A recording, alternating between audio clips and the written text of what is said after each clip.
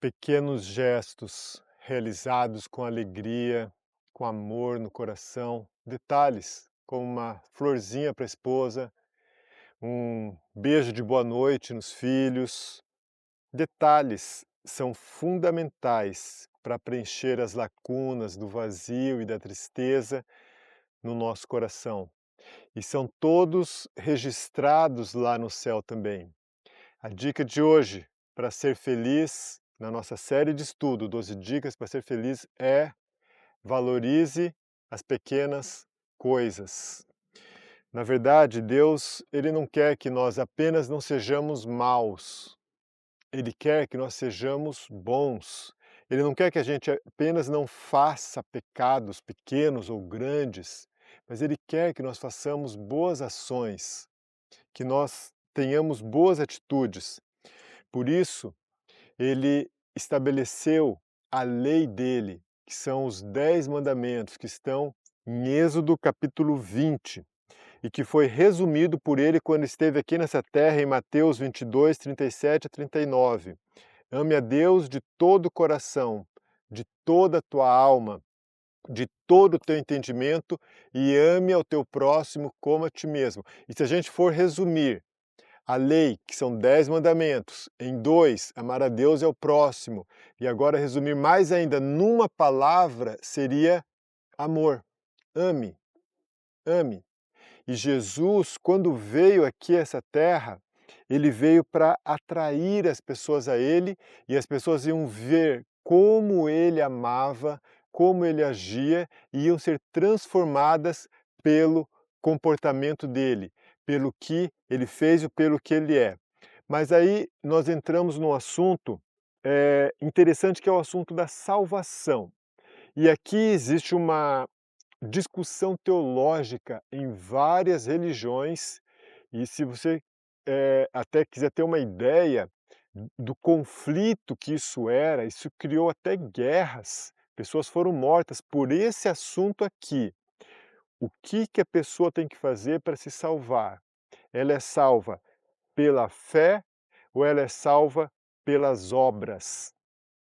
Ela tem que fazer coisas para merecer a salvação ou a salvação é de graça? Bom, não adianta a gente ficar aqui discutindo a sua opinião ou a minha opinião, a opinião dos protestantes, porque foi esse o grande ponto que começou o protestantismo. Nós temos que ver o que que a Bíblia fala, o que que a Bíblia ensina. E se você for para Efésios, capítulo 2, do verso 8 ao verso 10, você já encontra a resposta para essa pergunta.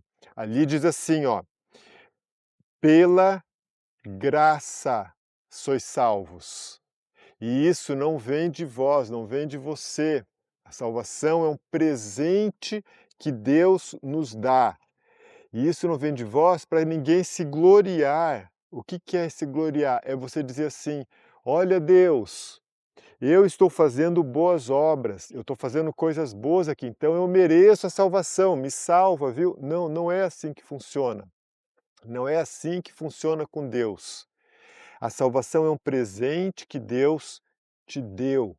Se você lembra que nós lemos na lição passada o verso de Romanos 6,23, dizendo assim, que o salário do pecado é a morte. Ou seja, nós temos que morrer. É isso que a gente merece, mas Jesus veio e morreu em meu lugar. E se eu aceito isso, eu sou salvo. É isso que diz a Bíblia.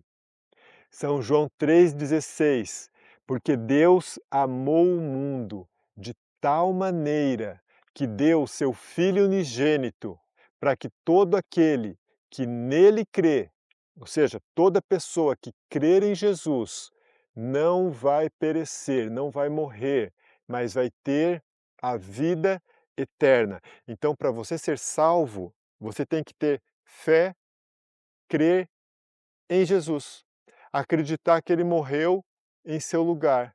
É isso. Mas aí vem a seguinte pergunta: o que que é crer? Crer é ter fé. Ter fé é acreditar. E acreditar é confiar. Você confia.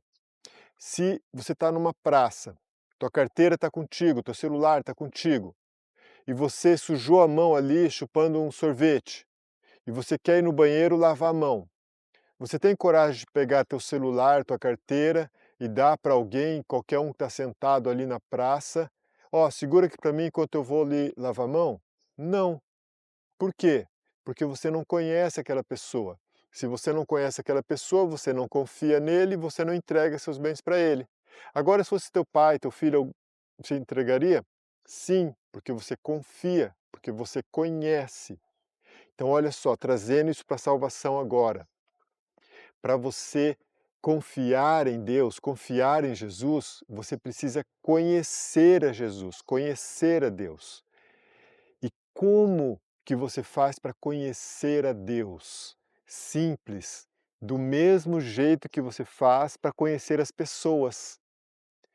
Quem é casado e namorou antes, ficou noivo, lembra como que foi o processo.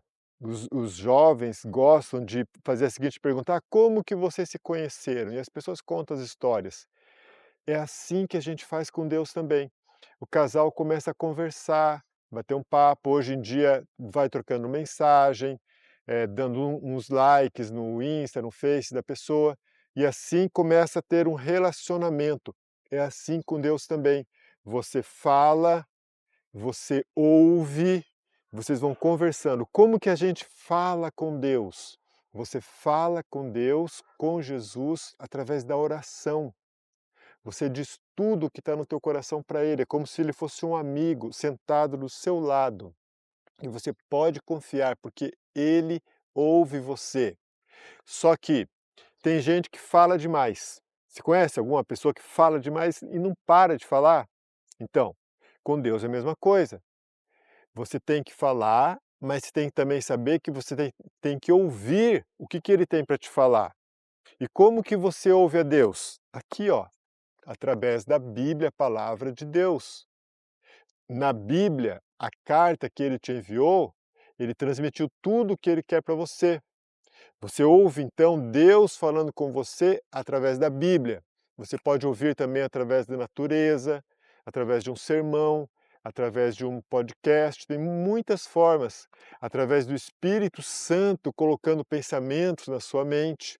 Só que o mais seguro é aqui, a palavra de Deus. Então você fala pela oração, você ouve pela Bíblia. E dessa forma você vai conhecendo melhor a Deus. A terceira forma de você se relacionar com Deus e aumentar o seu conhecimento, a sua confiança, é conversando sobre Ele. Não apenas com Ele, mas sobre Ele. E como que você faz isso? Você faz isso testemunhando, pregando, indo à igreja. Esse estudo que nós estamos fazendo aqui, por exemplo, eu estou falando sobre Jesus para você. Se você compartilhar o link desse vídeo que você está assistindo, esse material que você está aprendendo com uma outra pessoa, você também vai estar fazendo a sua parte, falando de Jesus com outras pessoas. É igual, novamente, casal de namorado.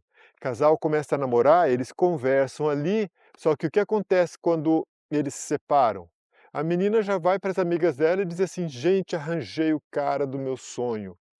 Ou o cara vai contar para a menina: arranjei uma princesa, ela é linda, maravilhosa, e começa a falar da outra pessoa. Entende? Isso é natural. E isso precisa acontecer também na sua vida espiritual, que é você falar de Jesus para as outras pessoas. Bom, então vamos entender o seguinte: se Jesus me salvou e eu aceitar a Jesus como meu Salvador, se eu crer em Jesus, eu estou salvo, para que eu preciso das boas obras? Para que servem então as boas obras? Se você for para Mateus 5, verso 16, Mateus 5, verso 16, vamos para a Bíblia e você vai ver esse texto. Olha que fantástico, olha o que esse texto diz aqui, ó. Assim também a luz de vocês deve brilhar, para que os outros vejam as coisas boas que vocês fazem e louve o Pai de vocês que está no céu. Olha que fantástico, olha essa explicação. As pessoas vão olhar as tuas boas obras. Todo mundo te maltrata, pisa em você, mas você está sorrindo, você está feliz. Alguém te despreza, mas você trata bem aquela pessoa. Aí o outro vê e vai te perguntar, por que que você tem tanta paciência? Por que você não xinga? Por que que você não é desonesto? E você vai dizer, porque eu tenho um Deus que é o meu referencial. Eu tenho um Deus que me amou, por isso que eu amo as pessoas. Então, as boas obras servem para ser um guia das pessoas até Jesus. Deus é exaltado, Deus é louvado, Jesus é exaltado através das suas boas obras.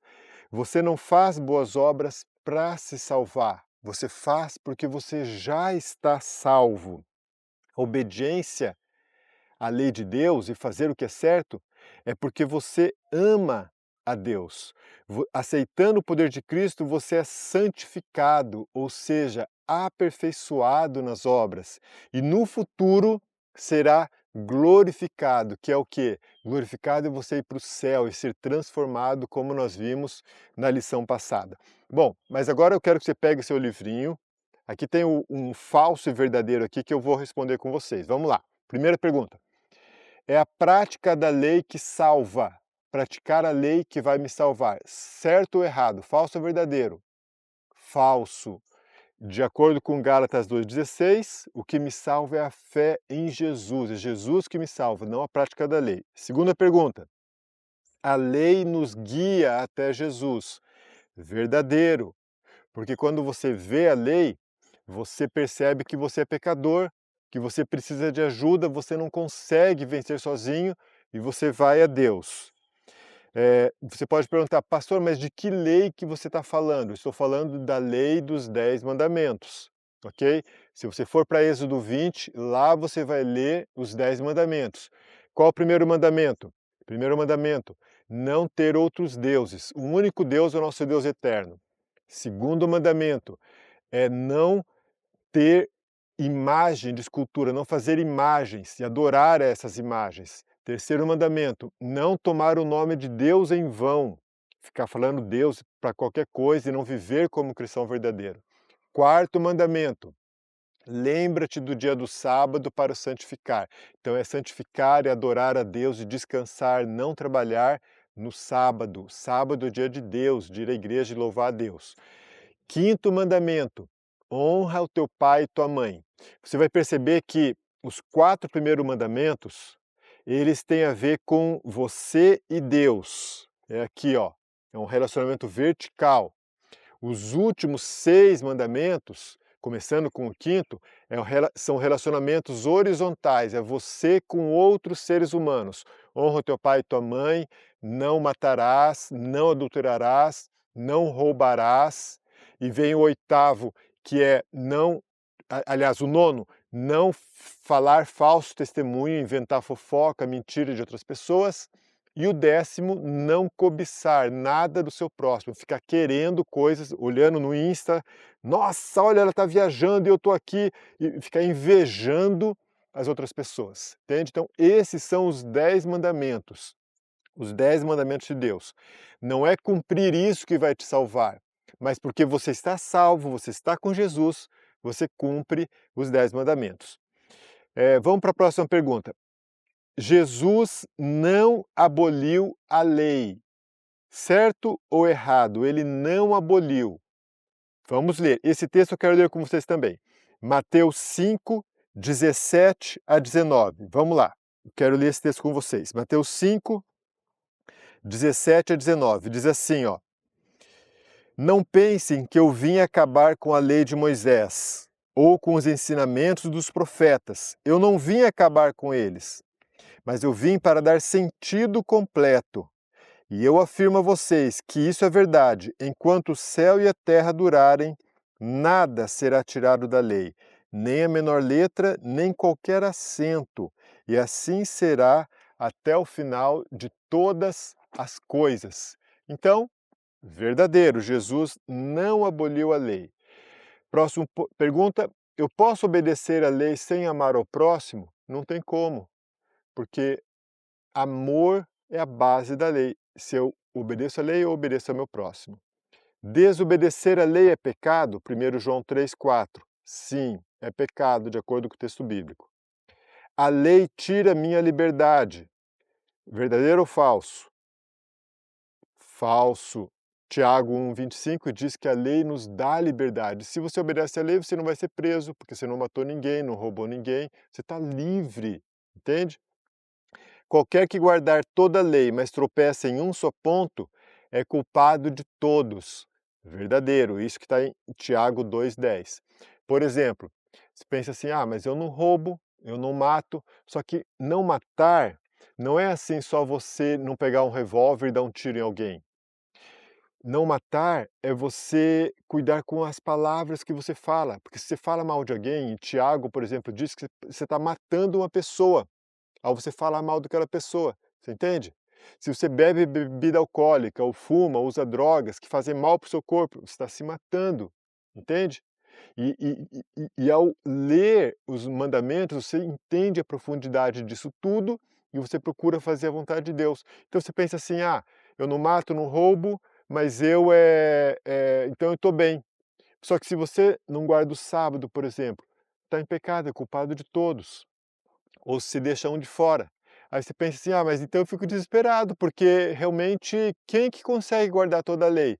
Aí que entra Jesus, aí que entra Jesus, com o amor dele, com a salvação dele. Ao você comparar sua vida com a lei, você percebe que você não consegue. E Jesus vem te dar força para cada dia ser um pouquinho melhor. Você entende? E ele completa o que está faltando. Ele te ajuda a vencer. Olha Hebreus 8, verso 10. Diz assim, que a lei de Deus é colocada no nosso coração. No começo, ela é como se fosse um chicote, dizendo, você está roubando, você está matando, você está transgredindo. Só que quando você começa a praticar, ela começa a ser você. As pessoas olham para você e veem que você está vivendo a lei de Deus. Ela se torna parte da sua vida, está no seu coração. A lei que condenava você agora é o padrão da vida do cristão. A lei não deixou de existir, ela apenas mudou de função. E eu quero terminar com Salmo 119, verso 1, que diz assim, felizes, nosso curso chama 12 dicas para ser feliz. Felizes são os que podem ser acusados de nada, que vivem de acordo com a lei do Deus eterno. Quer ser feliz? Procure viver de acordo com o que Deus está falando, com o que Deus está mandando. E se você quer fazer isso, porque Deus te ama e quer ver você feliz, coloque o seu nome aqui, escreva o seu nome no papel. Se você não tem um livrinho, escreva nos comentários, eu quero obedecer à lei de Deus, quero fazer a vontade de Deus. E mais que tudo, eu aceito a Jesus como meu Salvador. Eu quero conhecer mais a Jesus. Quero conversar mais com Ele, ler a Bíblia, orar, fazer a vontade dEle e naturalmente ser um cristão que tem Jesus no coração. Você quer isso? Tome a decisão hoje, assuma isso e Deus vai te abençoar. Nos vemos no próximo encontro. Fique com Deus.